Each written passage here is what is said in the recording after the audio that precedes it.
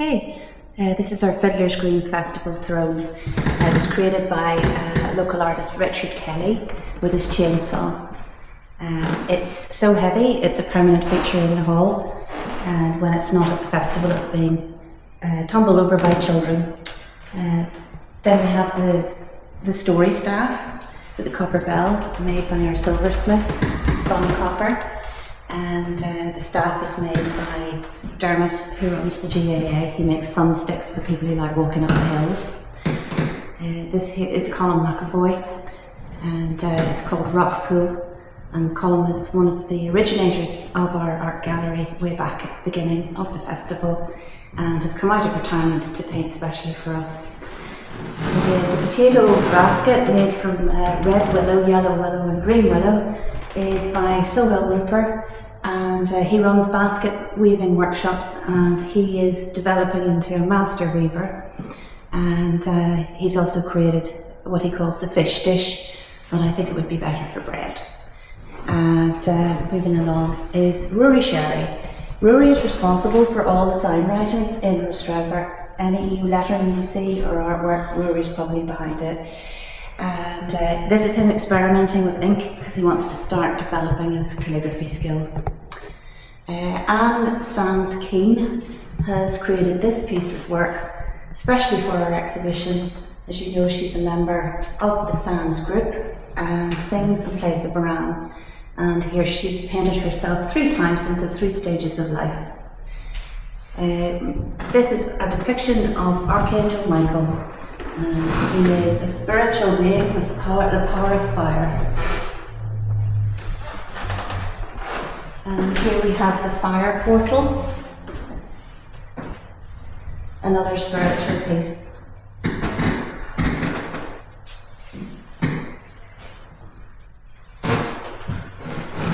And of course Sohail's beautiful fishing basket. Yeah. His work is perfect. So this chap is Johan, and he's an Indian living in a place called Amkuan, and is part of a Christian missionary program. And he's lived here for 4 years. His hobby is painting, and he's kindly lent us his paintings for this year's exhibition. And this is Anne Sherry.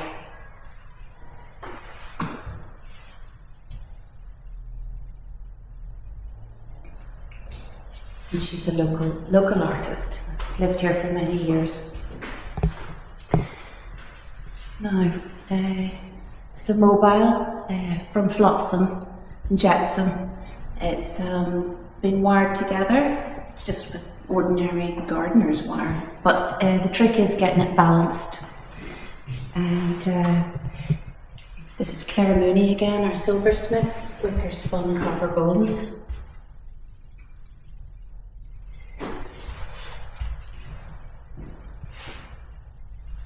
It's a very difficult technique to master, spinning. We have a Chinese contributor this year, April Feng. She's also from Nankou, and she's lived here for about 3 years, and has made Rostrevor her home. But it's the Chinese year of the fire horse this year, and she very quickly rustled this up for us so that we could represent that in the exhibition, because of course the theme this year is fire.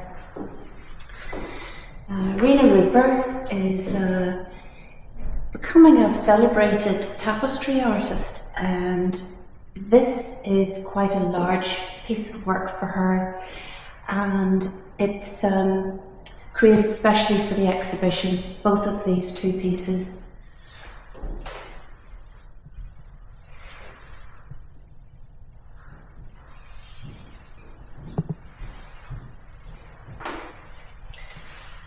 Another painting by Johan.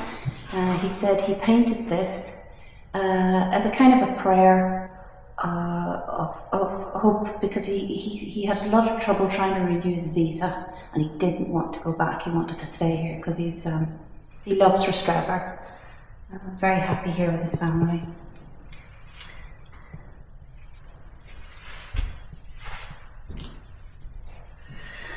And St Bridget's crosses, again by Sohill, with an onion basket.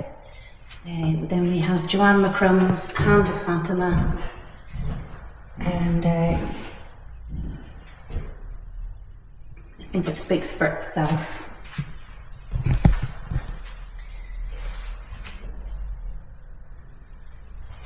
This is Johan, our Indian artist again, painting from his imagination. Here we have an exciting new portrait artist who's just appeared, and these are his work colleagues, Declan Moore and Sarah McGee, and it's oil on canvas, and these are the first of Jake's non-digital art. He's just started using traditional painting methods recently. Stefano Marinucci has created this model of the White House being burned, because part of Restrever's history is Major General Robert Ross, who's a British Army officer who burned the White House on August 24th, 1814. And as a result, it was painted white after that, whereas previously it was grey. So we're hoping to maybe get this into a local museum, because Stefano's wife doesn't want it back in the house, and it would be a shame to lose it.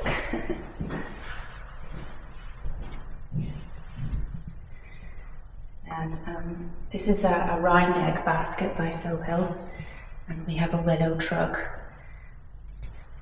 We also have books on sale and comics, which, if you can't get to our exhibition, go to the Good Crack gift shop, where you'll be able to find all of these books for sale if you want.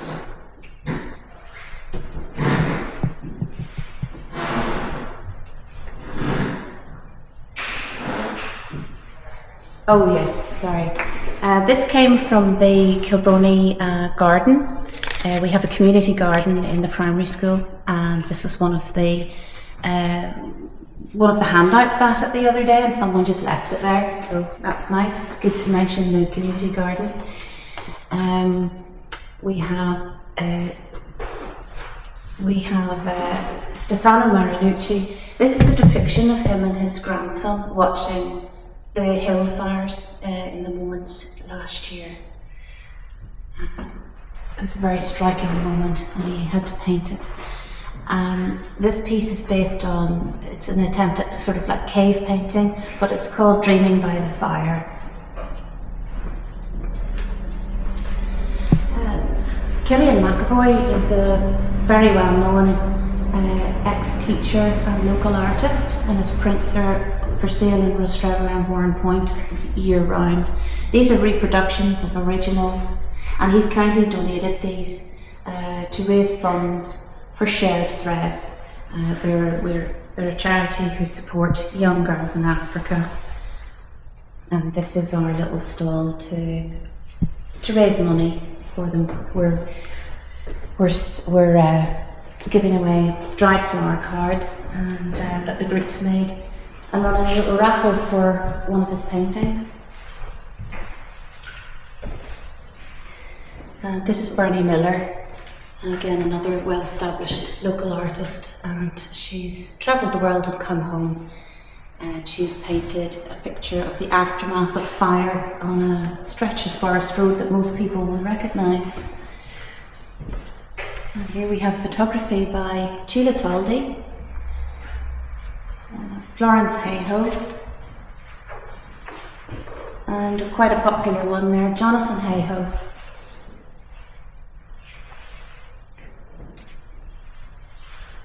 So I produced this piece of calligraphy to take a whimsical stance on trying to encourage people to properly sort their waste and just think about what's going to happen to the contents of their bin and who it's going to affect once it leaves their house.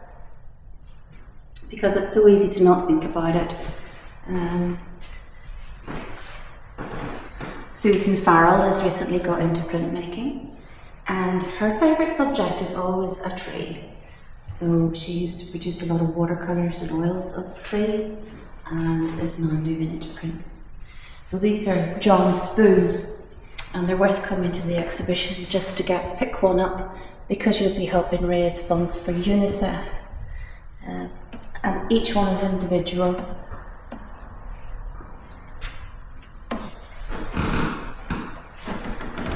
And finally back to Colin McAvoy. This is Trouble in Mooney's Field, and it's that moment of spotting the flames and having to act quickly so as to stop the wildfire. And these were created especially for our exhibition.